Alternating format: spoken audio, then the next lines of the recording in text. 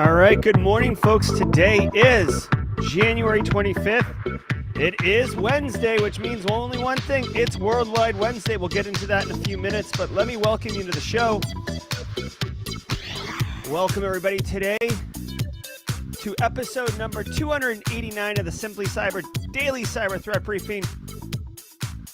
I'm your host, Dr. Gerald Auger, and over the next 45 minutes, me, Amadou Ba, Alana Boyajian, Greg Dostuff, Matthew Netchie, George Watala, and the rest of the Simply Cyber community are going to be shredding through the top cyber news stories of the day, and I'll be giving my expert opinion and analysis on each of those stories on what it means to you as a practitioner, or if you're looking to break in the industry, we got you covered. There's going to be massive value, and it's all about good times in here. So settle in, get comfy, grab a coffee if you need it, because once the train leaves the station, you're not going to want to go get that coffee, okay? Now, before we dig into all the good stuff, I do want to take a moment and thank the show's sponsors, starting with my good friend Eric Taylor at Barricade Cyber Solutions. Barricade Cyber Solutions is dedicated to helping businesses from cyber attacks and recover from the damage done. Cyber attacks can cause massive issues for businesses and send dedicated, hardworking business owners into turmoil. But Barricade Cyber Solutions knows how to mitigate the damage done by cyber incidents. Check them out at barricadecyber.com. Links in the description below. You can see I'm right here on Barricade Cyber's website. Eric Taylor's calendar is right here. You want to hop on that calendar? It's as easy as clicking over here, clicking a time and jumping in. Don't be intimidated. Don't be like, well, I don't really know what to talk to Eric about. If you don't know what to talk to Eric about, trust me, Eric knows what you need to talk about getting yourself set up for success in the event of a ransomware incident. Go check out Barricade Cyber. Trust me, you'll be happy that you did. Also want to say shout out and much love to Recon InfoSec, Eric Capuano, Whitney Champion, the gang over there. If you're in need of a service that provides your organization with 24/7 managed detection and response MDR services, then you should seriously consider Recon InfoSec.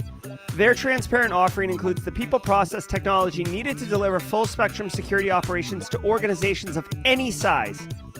Any size. I can't reiterate that enough. They provide direct access to Recon's team of experienced analysts, engineers, architects. They have fully managed SIM and SOAR. Like, they come in, they onboard you, all your endpoints all of a sudden are pushing telemetry to their SIM. The magic happens. You sit back, breathe. Then, with MDR, this is the best part. With MDR, typically MDR is perfect for organizations that need help but can't like fund an entire office. So you get MDR, you get onboarded, you breathe a sigh of relief, and then, this is the best part, you can actually look forward at your other initiatives, your important projects, your risk-reducing initiatives like rolling out MFA or getting, moving up from on-prem Exchange up to the cloud. I know that's an IT thing, but InfoSec's very concerned about that, right? And then you don't have to worry about your backside, your hospital gown opening up and being exposed if you are picking up what I'm putting down. Recon InfoSec's MDR offering is going to help you with that. And unlike other kind of like bigger commodity malware, MDR services, which I'm not going to name and shame, Recon InfoSec actually does valuable work. A lot of these MDRs will get alerts, and then they'll send you a daily digest of like what they saw. That's not really useful. That doesn't reduce risk. That just puts it back on your plate. All right, everybody. I want to remind you that each episode of the Daily Cyber Threat Briefing is worth half a CPE, so be sure to say what's up in chat. Document that you're here. It stacks up 2.5 a week, 10 a month. Check with your cybersecurity certification body's policies. But I looked at ISAC and ISC squared, and I felt pretty good about what I saw, so I'm taking credits for these. All right. If you're on replay, hashtag team replay. The live, we're at 94, 101. We just broke triple digits. Nice. Thanks for being here so much. Thanks for helping us with Worldwide Wednesday, my favorite segment of the week. Again, if you're on replay, hashtag team replay in the comments. Thanks so much for being here. Now, guys, my favorite part, Worldwide Wednesday. Before we launch into Worldwide Wednesday, I want to tell everybody, because this is really cool, Worldwide Wednesday is presented by IT Pro TV, now IT Pro from ACI Learning. The international, so worldwide, online training solution that professionals in audit, cybersecurity, and IT can turn to for binge-worthy content. Use promo code SimplyCyber30 to get 30% off your first month or first year of service. I've got the code right there on TV. I've been using IT Pro to learn IoT pen testing, and it has been sick.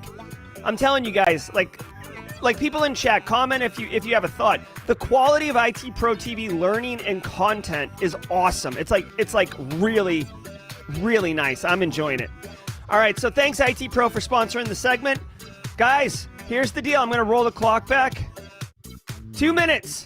Tell me where you're at, and let's see if we can rock the world. Here we go.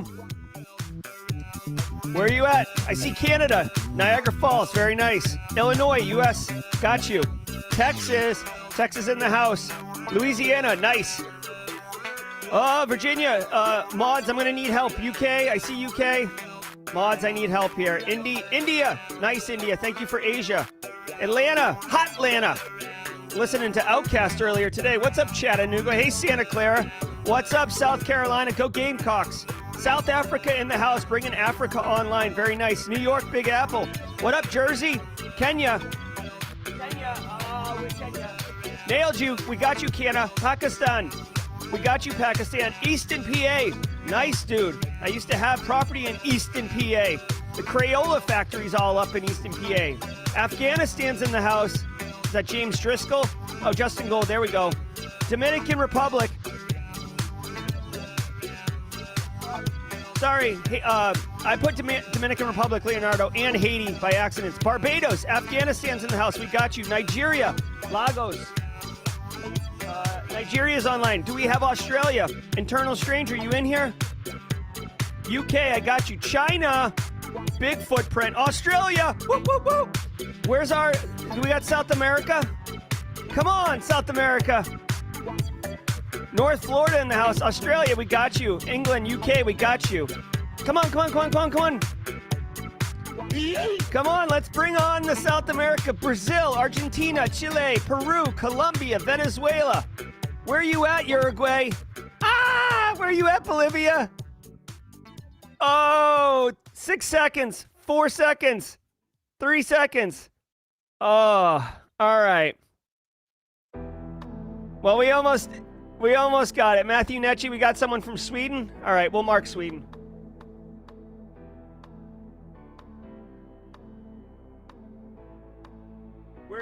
I hate to be uncultured, but where's Sweden? Sweden! Oh, it's this big one.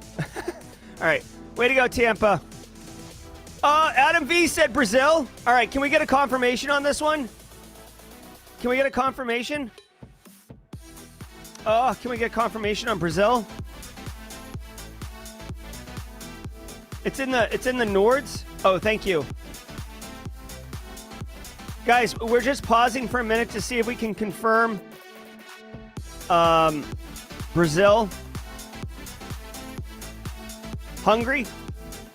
All right, we're not taking new ones right now. We're trying to confirm whether or not we got Brazil. Brazil. We'll give it a couple more seconds. Can anyone scrub and see it? All right. I'll leave it here for now. Mods, if you can. We'll take it back. Obviously, I'm got the Black Hills InfoSec shirt on today. I wanted to represent South Dakota. Oh, he used the flag emoji? All right, let's investigate. I mean, I appreciate the flag emoji, but that's like an extra layer of decoding. No, I don't see it. All right. All right, let's do it then. All right, guys, congratulations. Well, we're going to take credit for this one. We'll say we went around the world, but there'll be like an asterisk on it until we can go back and count the receipts and confirm that Brazil was effectively online. Want to say thank you to all of you, Internal Stranger, China, Asia coming correct today. Africa also with three countries online. Let's get into the news. But guys, great job today. A lot of fun. Again, special thanks to IT Pro for sponsoring the segment. God, I love this segment. It's so cool. All right. So sit back, relax. Oh, look at this. Talk about Worldwide Wednesday. Pakistan leads the stories. All right, so Brazil was online. We totally did it. Wiping out the asterisk. All right, guys, sit back, relax, and let's enjoy the hot takes on this hot news. From the CISO series, it's cybersecurity headlines. It's Wednesday, January 25th, 2023. Pakistani authorities investigating if cyber attack caused nationwide blackout. On Tuesday, Pakistan's Energy Minister Karam Dastur Khan said that there was a remote chance that Monday's nationwide blackout, which left millions without power, was caused by hackers.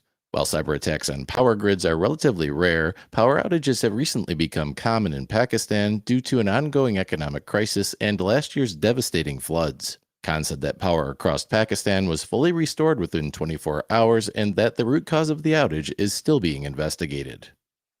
Yeah. I mean, okay, so here's my thing. Pakistan, as they pointed out, and hey, we've got someone in chat from Pakistan, so please chime in if you want. I'm not sure of Pakistan's energy grid.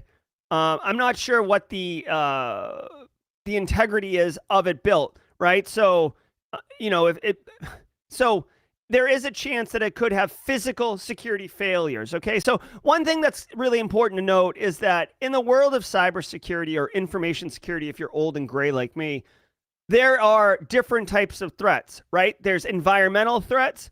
There are natural threats, right? So environmental isn't a hurricane. That's natural. Environmental is like mounting an air conditioner above a server rack and then it drips down on it or something stupid like that. Or when I was in Antarctica, there's like zero humidity, right? So you can get static across the circuit boards, and so you have to like pump in humidity, okay? So these are environmental threats. Then there are natural threats like hurricanes, floods, tornadoes, etc.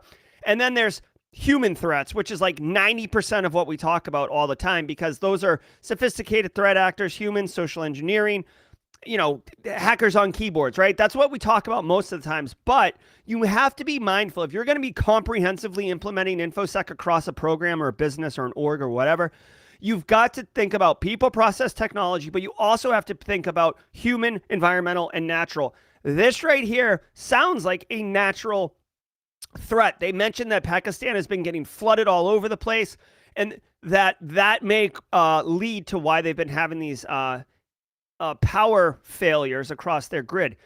I find it a little sensational that they said there's a remote chance. There's a remote chance. What does that mean? Like from a threat intel perspective, that sounds like low confidence, right? So then why are they throwing this against the wall? You know what I mean? As they pointed out, energy grid attacks aren't that common. I mean, you are really poking the bear if you take down a country's energy grid. I know Russia did it to Ukraine in 2014, and that was scary. But for the most part, it does not happen.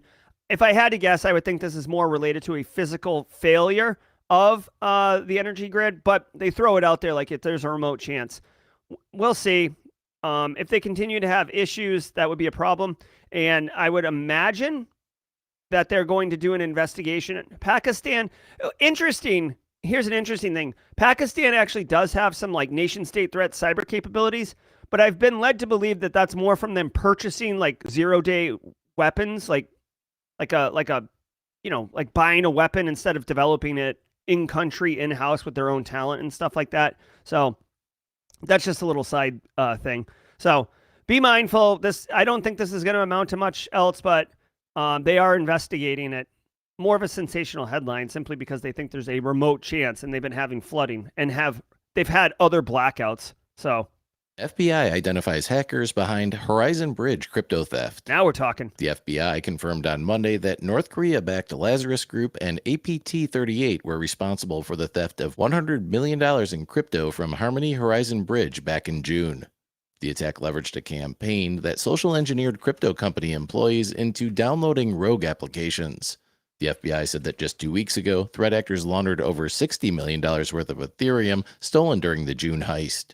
A chunk of the stolen funds has been frozen in coordination with virtual asset service providers. Oh my God. Okay, so a couple things, simply because I don't get to use the sounder enough. That's the sound of the police. All right, so, and also, I'm a crypto evangelist. I love it, love it, love it. all right, so the FBI has confirmed. Now, I want to say, this isn't the movies, okay? This isn't the movies where, there's the detective's got a gut feeling, so then they come out and say, it was North Korea. No, one problem that a lot of people have with the FBI is that they move slowly. However, having said that, they're not moving slowly. They just need to get all of the information, all of the evidence, have an argument, have a claim, have a case to be made. When FBI is saying North Korean hackers did this, they have the receipts. They know that they can point to evidence and show that, yes, Lazarus Group was in fact the culprit behind this attack. So that's awesome. First of all. Second of all, Lazarus Group, really well-known threat actor group. If you don't know about Lazarus Group, absolutely Google them. It's written right here, Lazarus Group, also called APT-38. They say here, Blue Noroff, Copernicum, and Stardust Calimia, or whatever. Just as a quick pause, because this really chaps my... Okay, so if you're new to cybersecurity, or you haven't heard this yet, because this confused the crap out of me, and I was in the industry for years, and I still just accepted this as confusion. Listen, security vendors, right, love to name threat actor groups their own moniker. There is, and I've railed about this on the show 6 months ago or whatever, but it really just chaps me. Listen. Lazarus Group is Lazarus Group, right? APT-38 is Lazarus Group. Now, I will give some latitude to Lazarus Group because they've been called Lazarus Group forever and everybody knows them as APT-38. I mean, everybody knows them as Lazarus Group, not these other things. Security vendors, your Mandiants, your FireEyes, your Carbon Blacks, your Sentinel Ones, right? All these big D security vendors, they want to have their own naming convention, right? They want it to, I think it makes it harder for people to evaluate products because they're like, oh my gosh, this product protects from Blue Noroff. I didn't see the other one protecting from Blue Noroff. It's not, they're all synonyms. They're all pseudonyms for the same freaking threat actor. I don't know why it pisses me off, but can we have a standard naming convention? We've got enough problems protecting our businesses from threat actors. Can we have a standard naming convention so we can all talk about the same thing? It's annoying. There is no reason. There's no reason for us to do this and confuse ourselves. Why? Because you want to flex and be the person who named the threat actor group? Bollocks. Just freaking have a naming convention. We can all agree, I get APT, APT-38, APT-41. That's not sexy, right? But I don't know. Let's get a international naming committee together. The InfoSec people could run it, right? We could have John Strand, Alyssa Knight, Leslie Carhart, Rob Lee. Let's get the elders together and then give them all the threat actors and then have them come out with names, right? That'd be fun, but at least they would all be standard naming convention. Okay, that's enough on that. I really hate that is a button. Microsoft RDP open to the internet and no vulnerability logos, and this are really piss me off. All right. Tidbit Wednesday. Okay, so here's the thing. You should Google Lazarus Group. They are a financially motivated North Korean state-sponsored threat actor group. And they steal money all the time, right? But they need to launder the money, and it's getting harder and harder for these fools to, well, not fools because they're actually quite sophisticated, these criminals to launder money because things like FTX are collapsing, Binance is being required to implement tighter controls around know your investor. Coinbase is U.S. regulated, right? So the outlets that the Lazarus Group can go to fence their stolen wares are getting fewer and fewer. And when they have $500 million of stolen money from Ronin Infinity Bridge, Axie Infinity Ronin Bridge, they don't have places to go fence it. So now they're sitting on this digital currency, which, by the way, has no value or utility. They need to get it transferred into a currency that's actually usable in our global economy. And they're getting caught doing it. So awesome for them. The one thing that really also annoys me is that these threat actors, Lazarus Group, are using social engineering tricks or techniques to deceive employees of cryptocurrency companies into downloading rogue apps. Dude, are you freaking kidding me? You work for a fintech company. How are you getting tricked into downloading fake applications? Dude, if I was in charge of a fintech company's information security program, there would be no BYOD. There would be corporate-owned devices only. You would have no ability to install anything on it. And I don't care if that's a problem. And if you need to, you're going to get shunned to some, if you need to be on a non-corporate owned device or go install some weird application for whatever, I'm going to shun you to a VLAN segment that has access to nothing. And you can play in your filthy sandbox and do whatever you want. And when you're done, I'm either going to wipe your machine or I'm going to leave you on that shun segment and you're not going to get to the good stuff, right? Like, I get that we've got to move fast and break things. But dude, your entire company is a freaking vaporware currency and it's a financial company. You have no reason to introduce these type of risks in this type of business model. And they're making billions of dollars. Crying out loud, man, you can afford to do this. Or hey, here's an idea. Do information security awareness training to your end users. Don't install random apps. Like, how do you do, I'm sorry. I apologize. I lost my mind several times on this story. It's just, there's just so much frustrating and annoying about this story. But way to go, FBI. He says hackers stole encrypted backups and MFA settings. GoTo CEO Patty Srinivasan confirmed that last August's security breach affecting its LastPass affiliate had a much broader impact than originally reported. The hack resulted in theft of account usernames, salted and hashed passwords, product settings, and licensing information. Additionally, encrypted backups were exfiltrated from a third-party cloud storage service along with the encryption key for a portion of the backups. Stolen backups affected its Central, Pro, Join.me, Hamachi, and Remotely Anywhere products. Also, a small number of Rescue and GoToMyPC customers had their MFA settings compromised. GoTo says it's resetting passwords and MFA settings for affected customers. The company is also migrating accounts to a more secure identity management platform. Okay.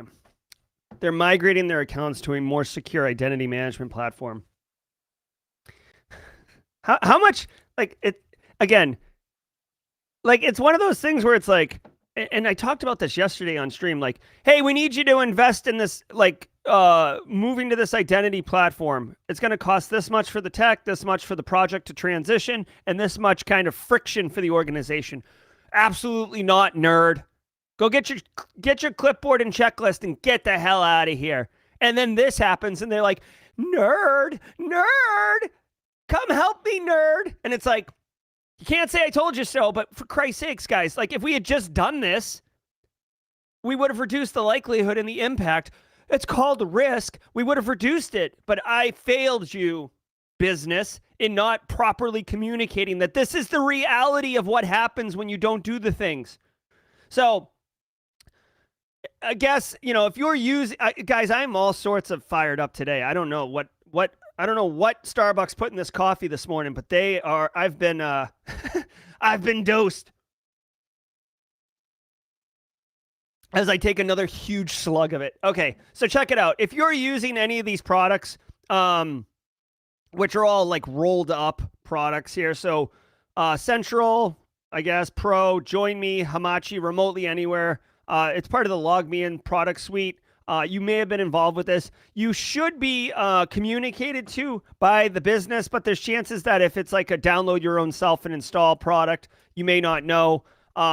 Several encrypted backups were taken. An encryption key was taken. I'm glad that was laying around for those guys to get. What's good is salted and the passwords were salted and hashed. If it was just hashed, we could use tools like John the Ripper or, rainbow tables or anything to look it up. You shouldn't be reusing passwords across systems. Anyways, they're investigating it.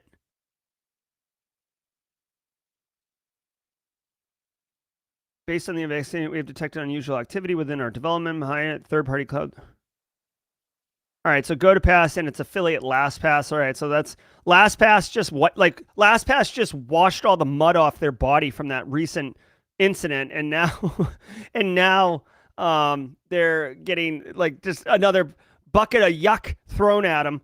So basically, this is just a complex crap story that's affecting a lot of people. It does show you that in the kind of entangled ecosystem of third-party services and cybersecurity products, that when one business gets hit, others can be affected, as seen here. I would just, if I were you, if you use any of these products, I would go to the notice online and see if there's any type of action to take. You'll probably be forced to change certain passwords. You may want to investigate changing vendors potentially if this was too much of an acceptable impact for you. When they say rescue and go to my PC encrypted databases were not exfiltrated, okay, that's cool. But for the databases that were exfiltrated, see exfiltrated encrypted backups from third-party cloud storage services. So when I see remote access solutions, I don't think of cloud storage. I think of like facilitating a remote access session. So I'm not sure, and this is my ignorance of their product offering, I'm not sure what cloud store, like what you're storing, like what was actually exfilled in the encrypted data backups. So be mindful of that. Again, here's my thing, guys. Like if you're finding out about this story and finding out that it affects you, and now you're thinking about like, oh my gosh, what was in there? Are we at risk? Like you're doing it backwards. You should be doing like risk and awareness and where is your data, asset inventory, all the boring things that we talk about. You should be doing it before you do things like that. So when this happens, which does happen, it is part of the risk profile. When this happens, you instantly know, or you're very quickly able to calculate how bad is this? And what do we need to do to get away from being in a bad situation? Okay, that's the final thing. At a macro level, when you see this, if this is like, you're like, oh crap, I should figure out what we're doing here. Like, with all due respect, clean up your mess, move on, but then really think about what you're doing and please apply fundamental GRC practices. Like, identify and protect is left of boom. Identify and protect should be done before bad things happen. So you're enabled to handle the bad things in a much more deliberate, risk reducing manner, right? Like a perfect tactical example, right? When your system goes down, right? You get ransomware or whatever. What is the first system that you restore? This isn't a trivia question. There is no right answer. It's business specific. But if you don't know what the first system you're supposed to bring up is, that's a problem. They do have to come up in a certain order. Some systems have dependencies on other systems. Some systems make money for the business. Some systems are nice to have and don't really matter, even though it's going to piss Carl off.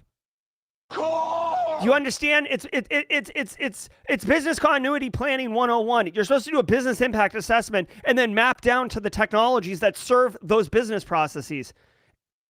Okay, I'm sorry. I'm like I am all sorts of out of control today. Riot Games refuses to pay ransom for stolen source code. Riot Games said Tuesday that it received a ransom email following last week's cyber attack, but indicated that it refuses to pay. The video game developer said that source code for its League of Legends and Teamlight Tactics games was exfiltrated during the attacks, but no player or personal data was compromised. The company expressed concerns that the hack could cause new game cheats to emerge, but says it's prepared to quickly deploy fixes if that happens. And now.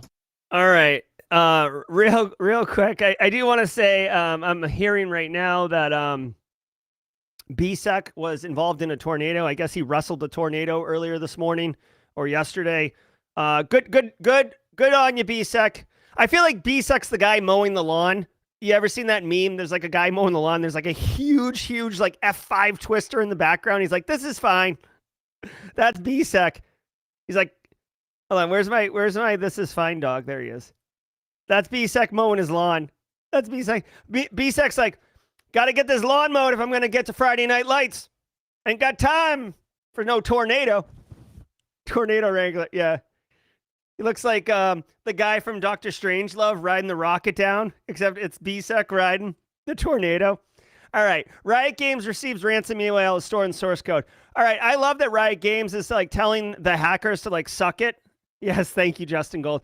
Like Riot Games is telling the hackers like, you know what? You suck it. What are you going to do with our source code? You're going to launch a League of Legends competitor game? No. You're going to find some cheats and hacks. Go ahead. Get in line. We deal with that on the regular. So, good. Yep. Thank you, EHUE01 for the sub. So, shout out, like saw this a couple days ago, Riot Games. Basically, victims are standing up to their bullies and saying, no mas, no more. Okay. With the way that video games work nowadays, obviously there's the base source code, which isn't going to change, but they're constantly doing DevOps. They're constantly changing the game and changing the source code. So it's a point in time. We don't even know, like when the threat actors send proof of life, right? Send a piece of the source code. You don't even know if they have the entire code base or if they just have a couple pieces of the code base, right? So it might not even be valuable. I love this. Twitter account, we're not going to pay. All right. Ready? Boom. Today we received a ransom email. We won't pay. Love it, love it, love it. Here's my thing, guys. We are seeing a decline in ransomware attacks, ransomware payments, ransomware effectiveness. We do attribute it to increasing insurance. We do attribute it to Russia attacking Ukraine and kind of like the top tier threat actors in the ransomware space pivoting their focus. But this is a trend as well. Businesses are getting better. It took them 4 or 5 years, and a lot of people like me screaming into the ether about cyber resiliency, but they've got there, and now they're here, and you can weather the storm. LOL. Just to use a term that's because of the tornadoes, right? Weather the storm, and be able to continue business operations. So good on Riot Games. Stay tuned. This may turn into another thing. I feel like hackers are going to. I fixed it. I feel like hackers are going to. Some of them are probably going to get a little pissy that they went through all this effort and didn't get any money. Maybe like try to like name and shame or spam or whatever, but this is what it is. We have seen a couple threat actor groups respond by creating fake lookalike websites as the victim and then posting the data there. Again, that takes level of effort and energy. It's like excuse me. It's like any legitimate business, right? Like you can do anything you want, but it takes time, energy, effort, people, knowledge, resources to do it. So if you want to create a fake website that looks like the victim and post their data, go ahead. But what's the value? Like it's just to like thrash back and them not paying their ransom. Is there actually any value? Is there any return on investment for the threat actor other than feeling good that they got you? No. So like, go ahead. So that's the deal. All right, let's listen to the mid-roll. A word from our sponsor, SafeBase. Jumpstart your journey to long-lasting customer trust with SafeBase. Our Smart Trust Center helps your organization build customer trust through improved transparency, secure document sharing, process control and insights, and proactive communication. Security and GRC leaders at companies like Jamf, Instacart, and Sneak all rely on SafeBase as a central enabler of their trust program. Learn more and check out the case studies at safebase.com. That's SAFEBASE.com. All right, it is the mid-roll. I have two things for you. Gosh dang. One, obviously. Guys, if you're getting entertainment value out of the show, if you're getting educational value out of the show, take a minute, hit that like button, guys. It's the easiest way to say, thanks, Jerry. It's the easiest way to say, I like this content, Jerry. Do more of this content, Jerry.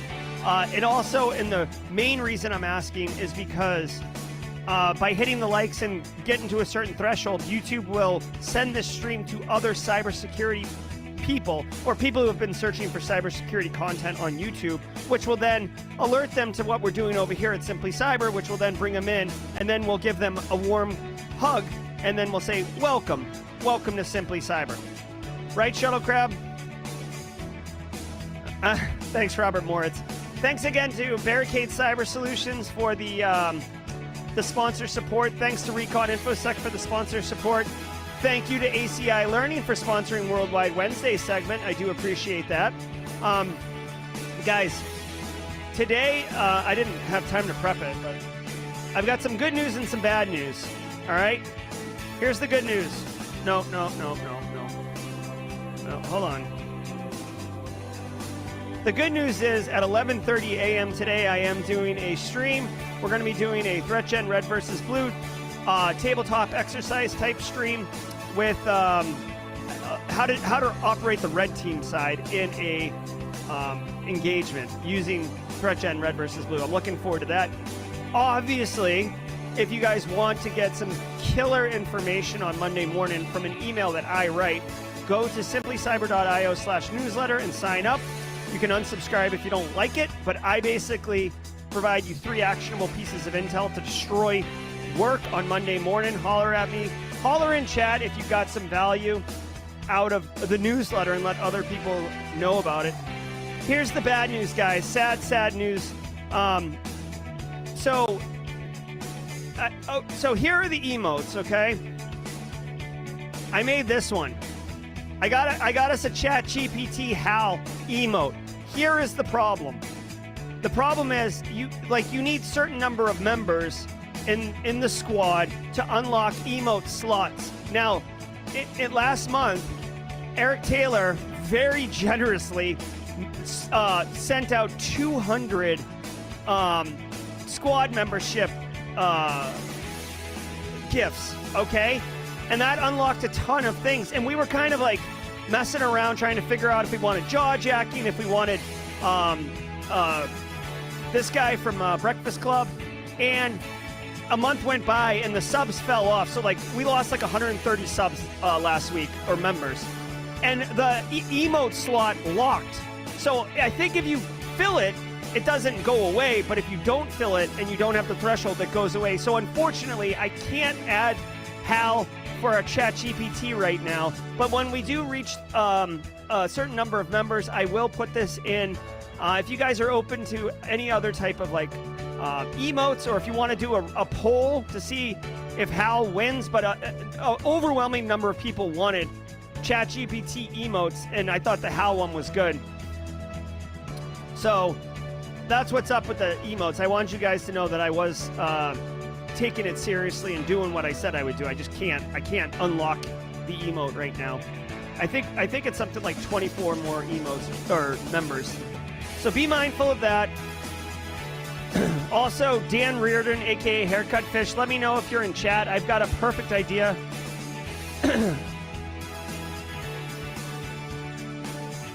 I got a perfect idea for the membership. I mean, for the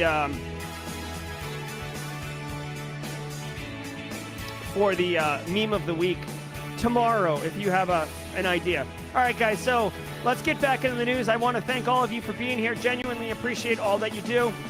Let's get into it. Zero Trust will not mitigate over half of attacks.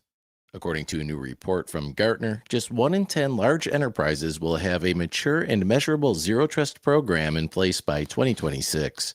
Gartner warned that over the next 3 years, more than half of all cyber attacks will be focused in areas that Zero Trust controls don't mitigate. Gartner cited API attacks, social engineering, and exploitation of other employee-created control bypasses as examples of areas not protected by ZTAs. Despite this, Gartner says that ZTA still reduces risk and limits the impact of many threats.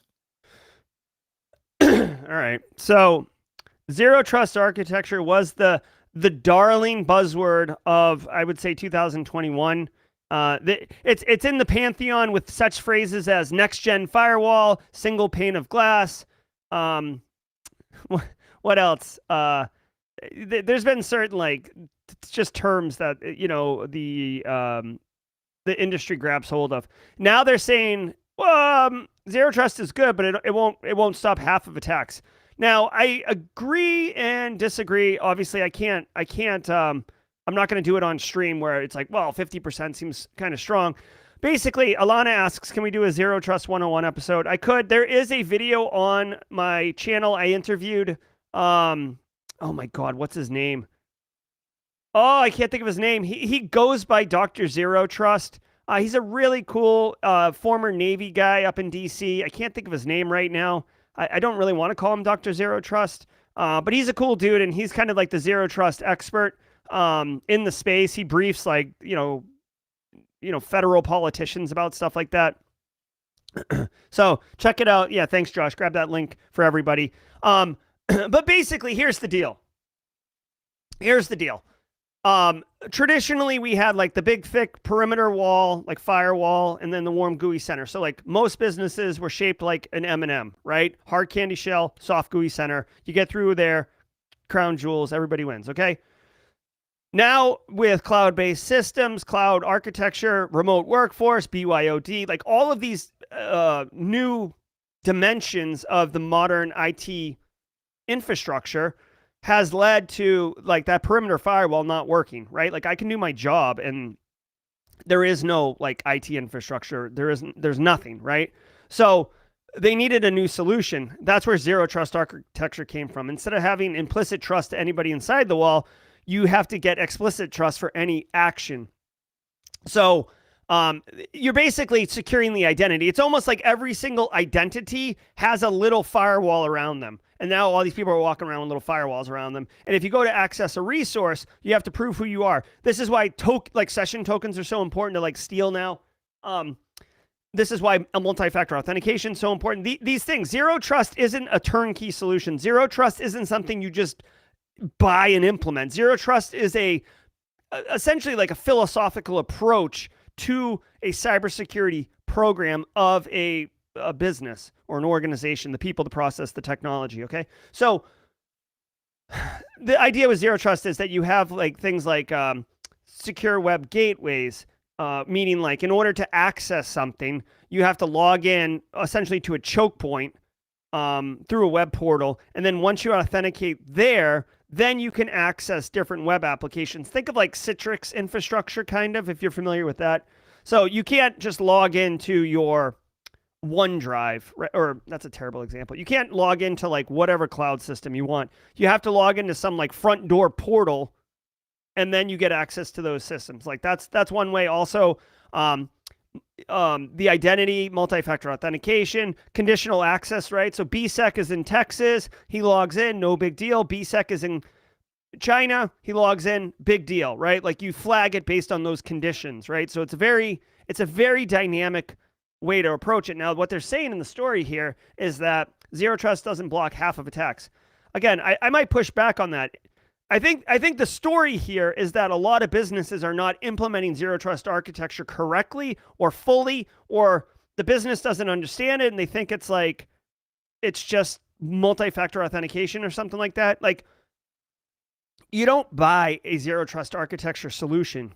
You implement it as an architecture like approach. So that's the deal here. Anyways, I will say, I mean, in most businesses, like zero trust architecture, like to strip away the marketing and the buzzwords and crap like that, like the approach of it is actually sound. It does make sense, but it's a defense in depth, right? You don't just say, okay, like, zero trust architecture will harden the identities. But so we're not going to like encrypt our databases or configure our network devices correctly. No, like you still do all those things. You're just putting more emphasis and focus on the individual and the identity. Microsoft Office to block XLL add-ins. Microsoft is getting ready to improve the protection of Office users by automatically blocking XLL add-ins in Excel files. XLL add-ins are dynamic link library files written in C or C++ and can only be opened in Excel. In recent years, threat actors have been abusing these files to distribute malware, typically via phishing campaigns. Currently, the feature is only in development, with worldwide rollout set for March of this year. All right, I am going to start blasting through these. I did lose my mind at the beginning of the show, so I don't have a lot of time. I have a meeting in 14 minutes.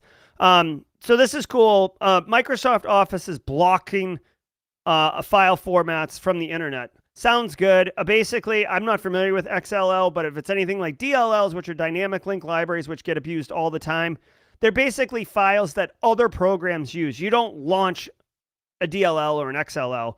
You launch a program or a service, and then it calls the XLL or the DLL to pull like whatever it needs. And like the whole concept behind this is that instead of every program having all the code it needs inside of it, the program has what it needs, and then there is a library available for other programs to access. So like very simple, let's say like authenticating, this is oversimplification, but like authenticating to Active Directory, right? Like let's say an application needs to authenticate to Active Directory. You're not going to have the code to authenticate to Active Directory built into every single one. No, Microsoft Windows will just have a dynamic link library that handles how to authenticate with a function call, and the application will call that DLL knowing that it's on the computer and then leverage it and then get a result and then keep moving. This is why sometimes when you like are doing something in an application and you get an error, it doesn't happen as often anymore, but it used to happen all the time. And the computer application just pukes on itself and it says like DLL not found or whatever. That's because it's literally trying to access a function in a file to be able to do something that is not on the computer. And that's why you got to go download, a DLL or update your files or something like that. That's the deal here. But, whatever. Good. I'm glad Microsoft is blocking stuff from the internet. Make it hard for Carl to do dumb stuff. DragonSpark uses Go-based tool to evade detection. Sentinel Labs has detected a hacking group dubbed DragonSpark, leveraging a stealthy and little-known open-source tool called SparkRat to steal sensitive data from compromised systems. SparkRat is a Golang-based open-source tool that can run on Windows, Mac OS, and Linux to enable remote access. The Go script uses a payload called Meterpreter, which evades static analysis by allowing code to execute without first compiling it. The threat actors are using the tool to exploit exposed MySQL database servers in China, Taiwan, and Singapore, and then launching additional attacks. All of the open source tools used by DragonSpark were developed by Chinese authors. All right, so Golang-based malware, we're seeing more and more of that. I'm not saying you got to go learn Golang, but it's certainly being used quite a bit by threat actors. Yeah, exactly, Justin Loken. I'm about to say that. I guess it avoids detection. Here's the thing, guys. This is as sexy as this like AI generated golden dragon is, and he looks fierce or she looks fierce. What I read out of this story is they search for vulnerable MySQL and web server endpoints, okay, which you can use Shodan for, okay? So it's already vulnerable.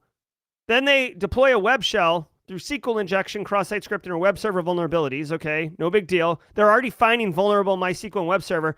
So, and then they use an interpreter. So it sounds like, I hate to